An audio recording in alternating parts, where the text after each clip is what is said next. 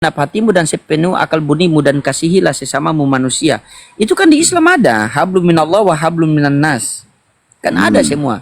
Yesus mengatakan aku datang daripada Bapa dan akan kembali kepada Bapa. Di Islam juga ada itu. Inna lillahi wa inna ilahi roji'un. Semua datang daripada Allah dan akan kembali kepada Allah. Jadi gara-gara Bapak ambil ayat itu baru langsung perumpamaan kopi tadi mulai jadi tuh kopi enak tapi orang punya begitu. Nah, seandainya Pak, seandainya saya dengan Bapak Ulis ini hidup di zaman Musa, maka satu-satunya jalan dan keselamatan hidup kita harus mengikuti Nabi Musa Sallallahu Alaihi Wasallam. Kita harus mengikuti Nabi Musa Alaihi Salatu Wasallam.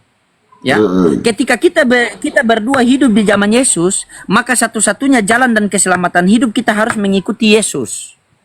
Karena Yesus adalah jalan dan keselamatan hidup pada masanya, pada umatnya, pada zamannya. Nah, timbul lagi pertanyaan, seandainya kita berdua hidup di zaman Musa alaihissalatu salam, kita berdua hidup di zaman Musa alaihissalam, tetapi kita berdua bukan orang Israel. Kita hidup di zaman Yesus, tetapi kita berdua bukan Bani Israel. Terus bagaimana kita akan dapat keselamatan? Makanya di dalam Al-Quran mengatakan apa? Allah tidak akan mengajab orang sebelum diutus rasul kepada mereka. Sorry teman-teman, saya bilang apa Sallallahu Alaihi Wasallam itu gelar untuk Nabi Muhammad Sallallahu Alaihi Wasallam.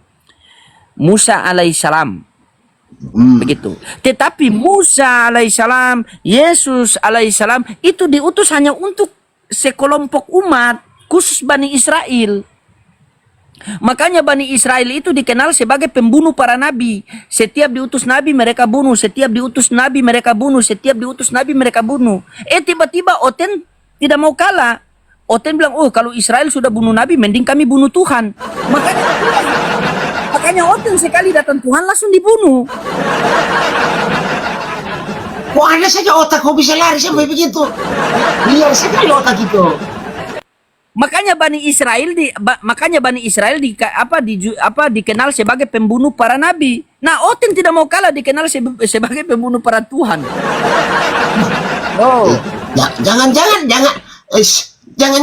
Bani Israel itu dijuluki malaikat Israel juga. Mereka suka membunuh. tidak, beda. Oh, beda. Ini Bapak kalau begini sudah heng-heng sebenarnya. Memang sudah heng kalau bicara dengan lodik terus bisa heng ini Bapak. Makanya Yesus itu kalau saya pikir bahwa Yesus itu dia tahu diri, tapi terkadang Bapak ini yang tidak tahu diri ini. Sudah tahu. Makanya saya kasih analogi kopi tadi itu. Ketika Bapak menceritakan kenikmatan kopi itu Bapak tidak salah. Karena kopi itu memang nikmat. Tetapi tindakan Bapak itu yang salah. Sudah tahu kopi orang Bapak pergi minum. Jadi Bapak menceritakan kebaikan Yesus juru selamat itu tidak salah. Yang salah itu tindakan Bapak. Bukan diutus oleh Bapak, tapi Bapak bilang diutus oleh Bapak. Bapak tanya mode serius ini. Bapak tanya mode serius ini. Menurut anak ini mode serius betul ini.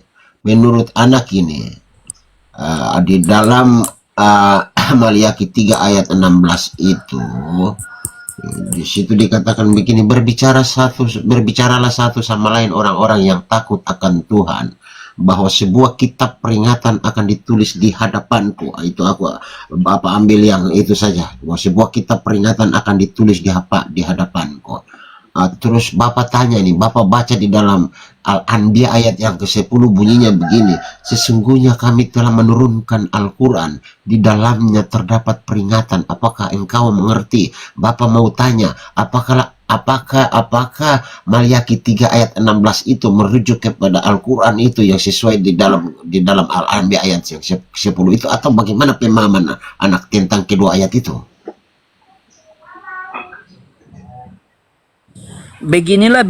Beginilah berbicara sesuatu sama lain orang-orang yang takut akan Tuhan. Tuhan memperhatikan dan mendengarkan sebuah kitab peringatan ditulis di hadapannya bagi orang-orang yang takut akan Tuhan dan bagi orang-orang yang menghormati namanya. Iya, kenapa?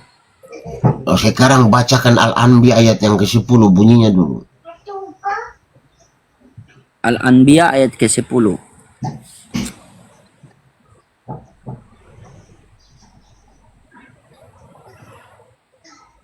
Al-Anbiya ayat 10. Oke. Sesungguhnya kami benar-benar telah menurunkan kepadamu sebuah kitab Al-Quran yang di dalamnya terhadap peringatan bagimu. Apakah kamu tidak mengerti? Apa pertanyaan Bapak di situ?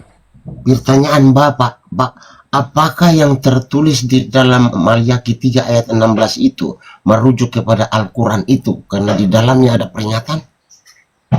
Atau gimana menurut anak? Peringatan. Maksudnya pemikiran Bapak bagaimana sampai dari Mailaki 3 merujuk kepada Ya, Al-Quran begini. itu. Apa maksudnya apa pemikiran Bapak? Saya tahu saya pengen pemikiran Bapak. Pemahaman Bapak itu begini, di dalam Malyaki 3 di situ dikatakan sebuah kitab peringatan akan ditulis di hadapanku. Isi dari Al-Anbiya itu bahwa kami telah menurunkan Al-Quran, di dalamnya terdapat peringatan. Apakah kamu mengerti? Bapak ingin bertanya, apakah yang dimaksud dengan Al-Anbiya itu adalah Al-Quran atau bukan? Karena ada di sisi lain ada dijanjikan satu kitab peringatan, sedangkan Al-Quran mengatakan bahwa kami telah menurunkan Al-Quran dan di dalamnya terdapat peringatan. Jadi Bapak ingin tanya kedua ayat itu, apakah ada kesinambungan? Iya, Apakah Malyaki 3 itu menghina Al-Quran atau tidak? Bisa-bisa saja karena Rasulullah Shallallahu Alaihi Wasallam mengatakan jangan dustakan semuanya dan jangan percaya semuanya karena masih ada kebenaran di dalam Bible itu. Bisa-bisa saja. Tapi di sini kan dikatakan begini. Di sini dikatakan begini. Di mana Mailaki 3 nomor 16 ini kan beginilah berbicara satu sama lain orang-orang yang takut akan Tuhan. Pertanyaannya Bapak Ulis ini takut Tuhan atau tidak? Itu Kalau Bapak sudah takut Tuhan, karena di sini oke. Apa Kalau buktinya Bapak takut Tuhan? Bapak tidak menghujat anak dan seluruh penonton di bawah. Bapak tidak menghujat toh. Oke, baik. Kalau Bapak takut Tuhan, saya mau tanya ini model serius sama Bapak. Apakah Tuhannya Yesus dengan Tuhannya Nabi Muhammad sama apa beda?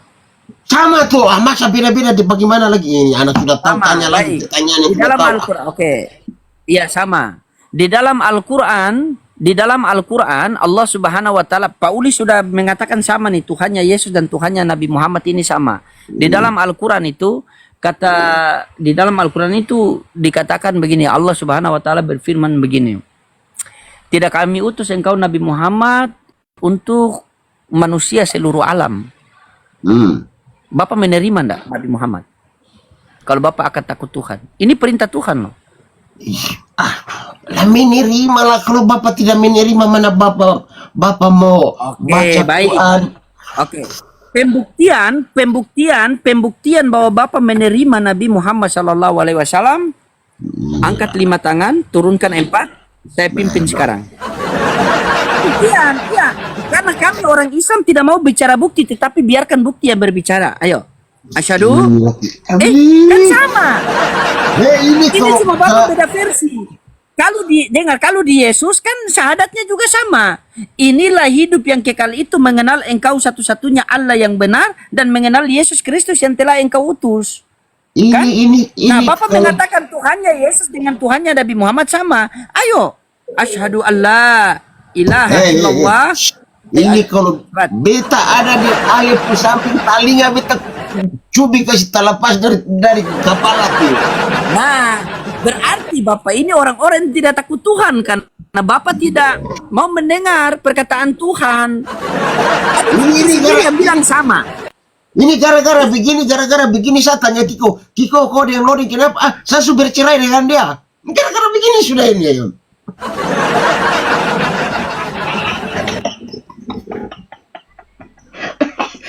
Nah, ayo. Coba betul takut tidak kan? Soalnya ini Bapak kan bawa Mailaki 3 nomor 2. Beginilah berbicara salah satu sama lain orang-orang yang takut akan Tuhan. Pertanyaannya, Bapak takut Tuhan tidak? Bapak bilang saya takut Tuhan. Makanya saya tanya nih, Yang Bapak takut Tuhan ini apakah Tuhannya Yesus dengan Tuhannya Nabi Muhammad sama? Sama. Berarti Bapak takut Tuhan yang sama. Tuhannya Yesus, Tuhannya Nabi Muhammad, benar kan? Nah, Tuhan yang Bapak takuti itu dia mengatakan, "Wa ma arsalnaka illa rahmatan lil alamin." Tidak kami utus engkau Nabi Muhammad untuk seluruh alam semesta ini. Nah, Bapak menerima Nabi Muhammad tidak? Ya, Bapak menerima karena Bapak takut akan Tuhan. Syarat untuk membuktikan bahwa Bapak menerima Nabi Muhammad ya sudah. Asyhadu. Anak bapak pamit dulu ya. Bapak tidak mampu. Senjata kabur dia tuh. Kabur. Oke lah Bapak, nanti insya Allah kita ketemu lagi Bapak, siap. Siap. Ya. Makanya kalau Islam itu Bapak, kalau Islam itu tidak suka berbicara bukti, tetapi biarkan bukti yang berbicara. Anjay. Bapak angkat tangan Bapak. Penonton. Minta maaf penontonnya kalau ada kata-kataku yang salah, aku minta maaf penonton. Segala typingan yang saya merasa sedikit menggores, membuat luka di hatiku, aku tidak merasa tersinggung. Aku menganggap itu sebagai obat untuk menyembuhkan luka-luka hatiku. Jadi kalian tidak usah berpikir kalau aku akan tersinggung dengan typingan yang menyakiti hati, karena itu obat bagi tulang, untuk kesehatan untuk tulangku. Aku berharap semoga kalian sehat-sehat selalu, diberikan rezeki yang melimpah untuk menjalani hari-hari hidup kita. Makasih anak loading. Bapak mohon pamit dulu. Semoga anak loading diberikan kesehatan untuk tetap melakukan kegiatan yang anak loading jalani di dalam sisa kehidupan anak loading. Terima kasih anak loading. See you later. Ya, sama-sama.